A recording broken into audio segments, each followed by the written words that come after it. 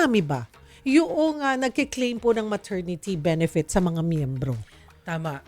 Cheryl, itong panganganak talaga, yung numbers hindi lumiliit. No? Talagang very productive ang Filipinos. Kaya nga po, natutuwa kami na dahil mataas ang demand no, sa suporta para sa panganganak, ay talagang pinalawak pa din pati yung benepisyo. But as a matter of information po para sa lahat, noong 2018, kasi sinubukan naming tignan yung mga datos para maikumpara talaga no, yung bago pa napirmahan yung Universal Healthcare in 2019. In 2018, meron po tayong binayaran na 872,000 cases ng panganganak. At ang bayad natin doon, 5 billion para sa panganganak. Ano po? Tapos, ano pa to? Yung mga normal deliveries lang to. Ang dami normal nanganak. deliveries, yeah. 872,000 cases in 2018. Oo. Now, 2024 na data, tinignan namin kasi nag-increase tayo nito eh. 2024, nung una tayo nag-increase ng benepisyo, kung maalala nyo po, no? At meron tayong binayaran sa normal deliveries na 919,000 cases. At ang amount, dahil nag-increase yung benepisyo, umabot din sa 7 billion yung binayaran ng PhilHealth. Now, in 2025, nagdagdag pa rin tayo ng increase sa benepisyo. Abay, tumaas din yung mga binayaran natin. Tumaas din yung number of maternity cases sa normal deliveries to 964,000.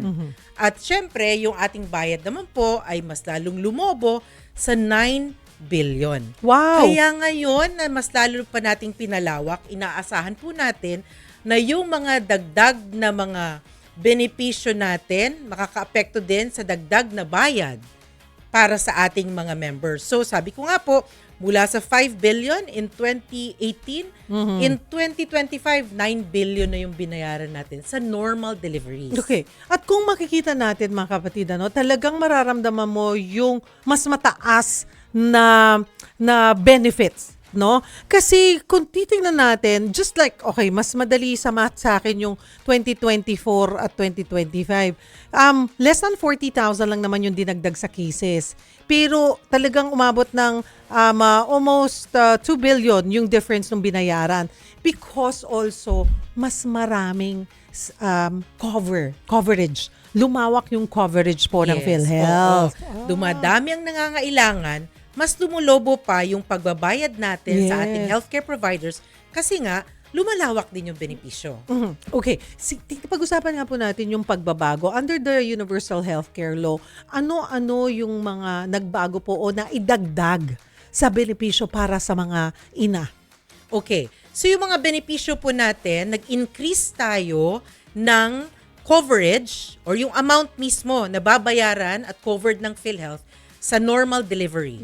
Sa normal delivery, dati po nasa 9,750 tayo.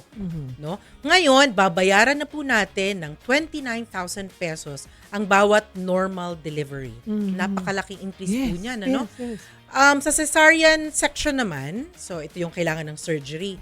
So 37,050 pesos po yung dating benefit package natin. Ngayon, maabot na sa 58,000 pesos hanggang 62,000 pesos. Naiba po yung bayad natin sa 58 at 62 kasi magkakaibang klaseng cesarean section ito na pangangailangan. So yung sa regular lang na CS, 58,000. Itong 62,000 naman po, ito yung nag-attempt na maging vaginal delivery or normal. Kumbaga, may history siya ng CS, tapos gusto niya ngayon na gusto ko na maging normal delivery, pero hindi kinaya. At CS pa din. So, babayaran po natin yan ng 62,000 pesos. At yung sa ibang benepisyo naman po, okay, gusto nating i-emphasize na yung ang panganganak ay ginawa sa ating lying-in clinics. Okay. Okay, maternity care partners natin na hindi sa ospital. Okay, hindi sa ospital. So dati po, ang bayad natin, 12,675 o sa normal delivery. Ngayon, kino-cover na po natin 14,000 pesos. At idagdag ko po, Miss Cheryl, ano po, pag kayo po ay nanganak sa lying-in or accredited maternity care clinics natin, ano po, wala pong dagdag bayad yan ha. Okay? Pag tayo po ay sa lying-in clinics or maternity care partners natin, hindi sa ospital, wala pong copay. Okay. Walang dagdag bayad. Okay, ito po yung changes mga kapatid doon sa babayaran. Ano po, mas malaki na yung coverage po ng PhilHealth. Pagdating po doon sa pagbabago doon sa benepisyo or yun pong mga kagaya niyan, pinag-uusapan natin, Miss Tin, yung normal and cesarean coverage, di ba? Meron yung dilation and curettage, di ba? Yung Dilatation and curettage. Yung kasi- pagpaparaspa. Oo, pag nakuna, no? Ito yung sa miscarriage. Pwedeng Oo. nakunan, pwedeng may bleeding. Oo. So, kailangan magparaspa. So, covered po yun ng PhilHealth ngayon. Oo. Actually, covered na yan before. Pinalaki lang din natin yung benepisyo. Nag-increase din po. From 21,450, ngayon po ay 36,500. So, that's practically 70% increase in coverage. Yun naman pong endometrial sampling. Yeah, covered din po yan sa other gynecological cases Oo. natin. Ano? So, dati po, covered na ito sa 21,450. Ngayon, sa bagong package, it's now covered up to 31,500 or 47% increase. Yung kaninang sinasabi nyo rin is good, ano? Paalala po mga kapatid, hindi lang to sa ospital ha.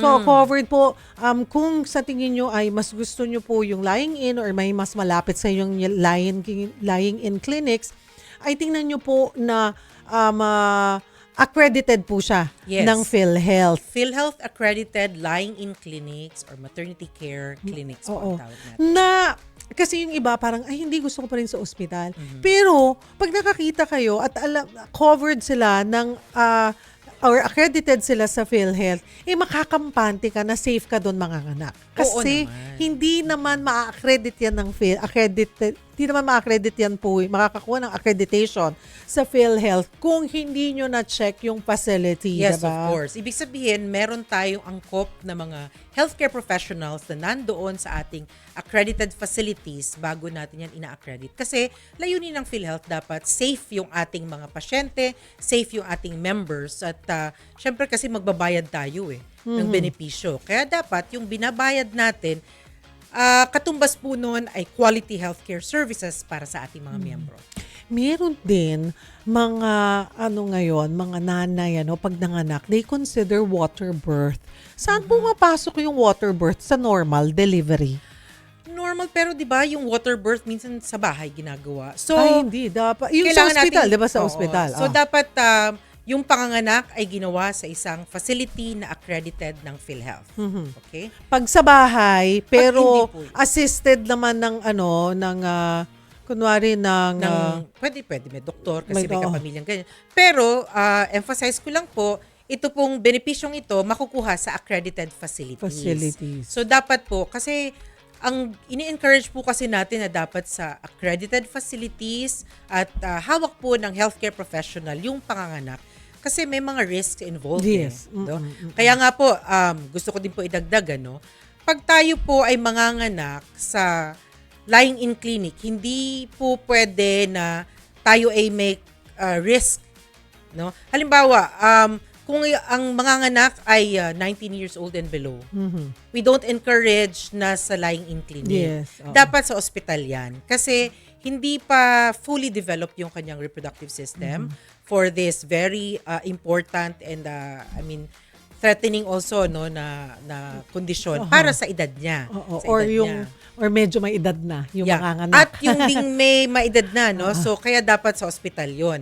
So, ulitin ko lang, yung mga low-risk pregnancy, we encourage that na doon sa ating mga lying-in clinics na accredited ng PhilHealth. Halimbawa, walang chronic illness, hindi diabetic, hindi hypertensive, walang high blood, or heart disease. Kung wala ka nun, at ikaw ay nasa tamang edad, 20 years old and above, but not hindi naman menopausal age, we encourage you na doon na kayo sa ating mga lying-in clinics. Safe din po yun. And the lying-in clinics should advise you, no? Yes, Should yes. let you know na parang siguro po mas safe sa ospital po tayo Yes, lumipat. tama, O tama. ganyan ang mga responsableng mga maternity and lying-in clinics, Oo. di ba?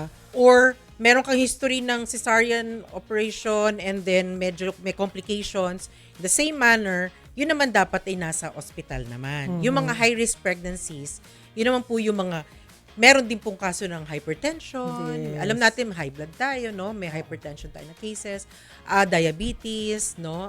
Heart disease or obesity. Mas maiging nasa ospital naman po natin gagawin yung ating panganak or cesarean section po. Or baka mamaya nakita sa ultrasound mo, you're having twins or triplets. Hindi pwede sa Oo, mamalayang infinity. wag po doon. Oo.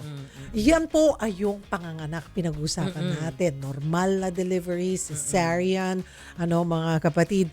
Punta muna tayo, yung speaking of risk, para ma-lessen yung risk sa inyong panganganak, mahalaga na nakaregular kayo nakakapagpatingin sa inyong mga OB-gynecologist Yes. habang nagbubuntis. Yes. Kasi naalala ko noon, may mga na-interview ko, Miss Tin, ay, kunwari, 6 na buwan na, or 4 na buwan na, 5 buwan. Parang, kamusta daw ang lagay ng inyong baby? Di pa po nakakapagpatingin kasi Yeah. tama pa lang naman po yung laki. Wala naman po ako nararamdaman.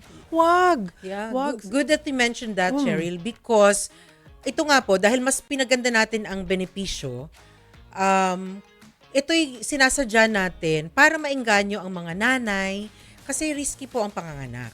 At mahalaga po yan at pinaghahandaan nga natin yan di ba? Gusto natin karoon ng mga anak, ganyan. So, ito po ay tip po sa ating mga buntis ngayon. Huwag po kayong mag-alala dahil pati po yung antenatal or prenatal care. Ayun ang Pinalawak tawag, na din ng PhilHealth. prenatal. Ito yung- Dati po kasi base sa DOH guidelines, dapat bayad ng PhilHealth yung 3 prenatal care. Ngayon po sa bagong benepisyo, umabot na po sa 8 visits. Yes, 8 visits throughout the 3 semesters ay babayaran na po ng PhilHealth. Kaya wag po kayong mag-alala.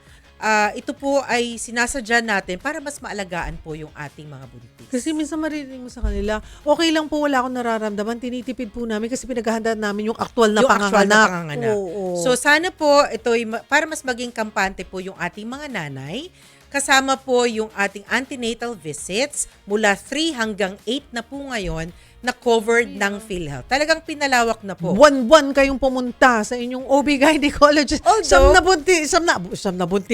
na buwan ka kasi nga, Yes.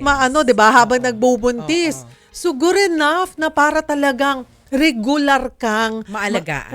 mabantayan, Yes, yes. mamonitor. So sa bawat trimester pala, merong angkop na mga visits na assigned dyan. So kunin niyo po yung impormasyon kasi ayaw namin kami ng feed sa inyong information tapos kayo na ngayon nagdodoktor-doktoran ha. Gusto natin talagang sumasangguni, bumibisita sa ating mga OB-gynecologist para mas maturuan po tayo paano alagaan yung ating pagbubuntis. Ito, pinag-usapan natin, check up pa lang sa Yes. OB-gynecologist nyo. Syempre, minsan, Miss Tin, paano naman yung mga lab tests? 'Di ba? Minsan magre-request lalo na ang buntis ay prone sa mga infection, 'di ba? Yes, Minsan may yes. nararamdaman kayo or pagdating yung regular na ultrasound. Yes. Pasok ba yan? Nadagdag ba yan? Yes, okay. So, pagdating naman sa mga laboratories, kasi ang pagbubuntis, hindi lang yung paglobo ng tiyan, Yes. kailangan may mga labs din po yan. Kaya, sasagutin at sagot na po ng PhilHealth ang urinalysis, yung urine culture and sensitivity, yung OGTT para ma-check yung sugar ng buntis. Dapat hindi diabetic, otherwise may dagdag na pag-alaga ang kailangang ibigay ng ating mga healthcare professionals. HbA1c, this is also related to sugar testing. And also yung HIV testing po, covered din po ng ating mas pinalawak na benepisyo. VDRL or RPR, whatever. I hope it's shown in the RPR. screen. Oo, RPR. At ultrasound, sabi mo nga, Miss Cheryl, yung ultrasound, pelvic o transvaginal ultrasound, Oo, mahalaga. ay covered din dito sa ating mas pinalawak na benepisyo para sa ating mga buntis. Mahalaga yan na nakukuha yung tests, na nabibigyan kayo, nare-requestan kayo ng inyong mga OB na to take this test at kampante kayo na magagawa nyo. Yung sinasabi po natin, ayaw natin yung blood pressure nyo hindi monitor ng maayos. Yung sugar, kasi nagkakaroon yung gestational Diabetes. diabetes, Oo. 'di ba? That's during pregnancy na Yes. kampante ka. Wala naman akong maayos ang sugar level nyo, maayos ang blood pressure nyo nung kayo hindi pa nagbubuntis. So kampante kayo na maayos ako. Pero Yes. merong mga biglang sumusulpot na lang na condition, ano po, habang kayo ay Ay, buntis. nagbubuntis. Totoo yan. I know some friends na hindi talaga sila diabetic. Pero nung nagbuntis, biglang may ganun. Tapos, pagkatapos naman ng pagbubuntis, wala naman. Tapos biglang may ganun. Gestational diabetes nga ang tawag doon. No? So, pagbubuntis. So yan, Miss Tin, na-cover na natin yung prenatal. Ayan, ito yung mga tests, screenings, and even your visits covered. Ano po, covered yan ng PhilHealth. Punta tayo pag nanganak na. Yes. Tapos na. Ganun na naman ulit. Ay, okay lang naman si May baby. PhilHealth Healthy pa si rin. baby. Okay na yan. Di ko na patitignan. Or after 1 year. Or pag nagkasakit, dun mo lang itatakbo ulit sa pediatrician naman. OB-pedia, no? So, paano po pag nanganak na? Okay. Yes. Meron din bang coverage? Pasok din ba to sa enhanced maternity benefits po? So, meron na tayong postnatal care also. Ayun, postnatal So, care. yung postnatal visits po natin, balik tayo dun sa ating healthcare provider, ay covered din po ng PhilHealth. Kaya nga po, sa kabuuan na ito, gusto nating i-emphasize at gusto nating linawin sa ating mga miyembro na naihanda na po ng PhilHealth ang tulong, pinansyal at proteksyon para sa bawat buntis at pangangailangan ng mga kababaihan. Dahil dito sa ating Enhanced Maternity Care Benefit Package na hindi lang sa panganganak, kundi pati din po yung ating gynecologic disorders din po. Pagkapanganak. Opo. So sa panganganak naman, meron tayong newborn screening. Yes. Meron Nasa tayong mga batas na yan. bakuna para sa mga baby. At madami pang yung pati yung how do you call that? Yung sa hearing test. Hearing test. Kasi yung bata, yung baby, newborn, tinetest din po natin yan na walang problema sa pandinig. Hearing. Para Oo. maagang ma-detect po at maagapan ng ating mga healthcare Diba? professionals. So hindi rason na hindi kayo magpatingin before and after. Hindi pwedeng during lang kung yung lumaki na napuputok na po yung inyong mga tubigan, tama ba ako? Ang inyong panubigan. Paano Tubigan. Panubigan. Halatang hindi naging nanay eh. Panubigan. Ito, binubulong ako ng mga nanay po dito. Yung panubigan ninyo. So, ito po, katuwang natin, at least alam natin, Miss Tin, ngayon, na through the efforts po, bawat administrasyon naman, nag-e-effort yan na palawakin. But, ito sa 3 dekada ko na po sa industriya, ito nakita ko yung talagang maximize, Yes, yes. ramdam. Kasi Yes. yan ang laging complain natin. Oo nga, may feel it, di mo naman maramdaman. At least ngayon nararamdaman. At hindi kailangan meron kang kondisyon. Yes. Para At hindi lang maramdaman mo. yan. Gusto ko sanang bigyang diin ito sa lahat, sa malawak at sunod-sunod na pagpapalawak ng mga benepisyo, walang dagdag na premium increase ha. Kasi 'di ba minsan may mga nagpapalabas kasi ng fake news na may increase ng premium, wala po tayong increase ng premium. Tapos sapat po tayo. Nakasaad po sa ating Universal Healthcare Law hanggang 2024 lang yung pag-adjust Increase. ng ating premium. So ngayon po, base po sa pangako ng PhilHealth at mandato ng ating Presidente Bongbong Marcos, tuloy-tuloy ang pagpapa-expand ng mga benepisyo na walang dagdag premium adjustment. So, wag po kayong mag-alala pag naisip po ninyo na, naku, putol-putol yung akin pa namang premium remittance. Remember, immediate eligibility, hindi po dapat maging hadlang yung kakulangan sa premium contribution para ikaw ay makagamit ng mga dagdag na benepisyo na ito. Again, paulit-ulit po nating sinasabi sa ating mga miyembro, huwag po kayong mag-alala, yung pong ating mga healthcare partners, ang ating accredited facilities ay handang magbigay ng serbisyo at benepisyo ayon po sa mga pagpapalawak na naibigay na po ng PhilHealth. At ito din po ay mandato ng ating President Bongbong Marcos na dapat maramdaman ng ating mga miyembro ang mga pagbabago sa benepisyo. Kaya po, let's take advantage of all these benefits and all these developments dahil naihanda na po ng PhilHealth at ito po ay effective nitong April 30, 2026. Oh, 'di ba? Lahat Sabi ko nga, kailangan ba nasimula ka lang magbuntis ng after April 30 or kung kunwari ito napirmahan, 'di ba? Na aprubahan po ng April 30 tapos May 1, May 2 nanganak ka na. Pasok na po doon. Pasok na. Lahat po ng na-discharge at na-confine sa panganganak nitong starting April 30, covered na po yan.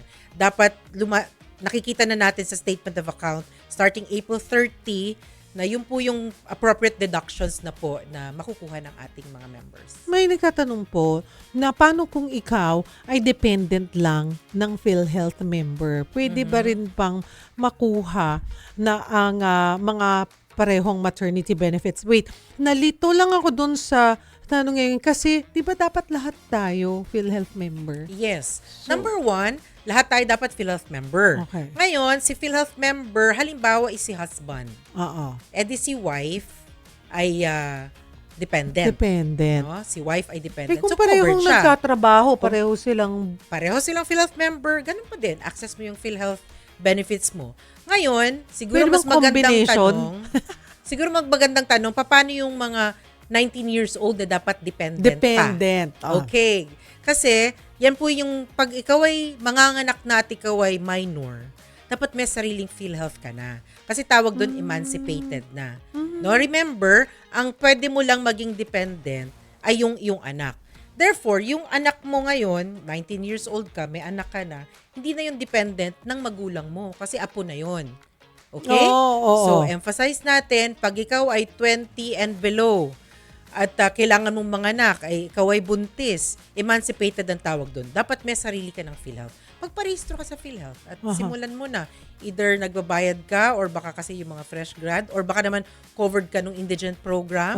Yes. So, may PhilHealth ka pa rin. Kunwari, Madaming paraan para maging PhilHealth member. Huwag po kayong mag-alala.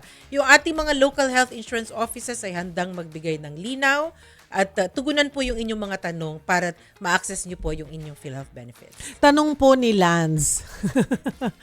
Ito bagong kasal eh. Ang plano niya, hindi lang isa o dalawa, parang gusto pa yata ng 12 ng anak. Kung makakahabol siya. Pero seriously, Miss Tin, gaano kadalas o may limit ba yung sa claim? Kunwari, okay, nakaisang anak, 2, pero paano kung umabot ng 8, 6, 12? Hindi po ba lumiliit habang dumadami yung panganganak mo o dumadalas yung panganganak mo dun sa benefits? Hindi po. Yung panganganak po, unlimited yan. Basta kaya ng katawan mo, ha? Sana naman po hindi masakripisyo yung ating health. Pero wala po tayong limit sa benepisyo para sa panganganak. So, kung gusto mo ng 6, 7, 8, sige po, basta kaya ng katawan, ano? Sana hindi makompromiso. At yung spacing ha, wag nyo po, family importante planning. yun. Yung pong pagpaplano, hindi po, kagaya ng sinabi ni Miss Tin, hindi namin kayo binabawalan doon sa, or pinapaalalahanan na, teka, di ba? Parang baka sabihin nyo, anong pakialam nyo sa gusto namin, daming anak. But we are more concerned na kung yung kakayanan ng katawan mo bilang isang babae. Yes. You know, sabi po nila, kaya ang laging pinupush na spacing 2 to 3 years.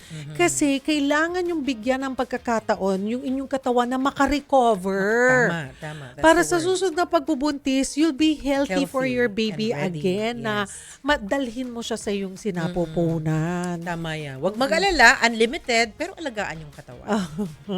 Siguro paalalahanan natin, ayan po, yung mga members po natin, minsan nakakalimutan natin pag nag-emergency, tsaka na lang tayo nag-update ng ating mga details, at tsaka yung contribution.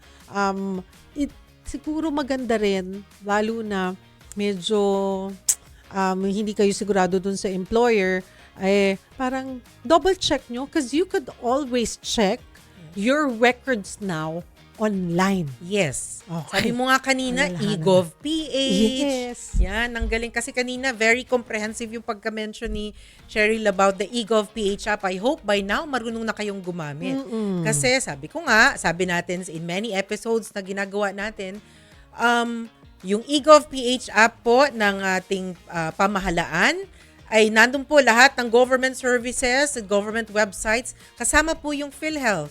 Kaya po, kung ikaw ay PhilHealth member, malamang yung inyong digital ID ay nandoon din po. At kung hindi ka pa hindi ka pa nakapili ng iyong Yakap Clinic, ulitin ko, pwedeng sa eGovPH app.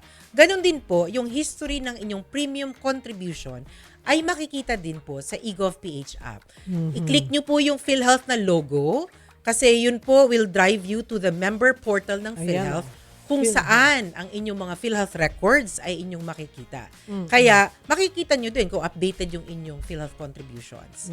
So, explore na po tayo para po updated tayo. At sabi nga ni Cheryl kanina, tama yon, wag na pong hintayin na yung mga nganak na saka pa tayo mag-update ng records. Baka si Mister hindi pa na ilagay as dependency wife. Ano po?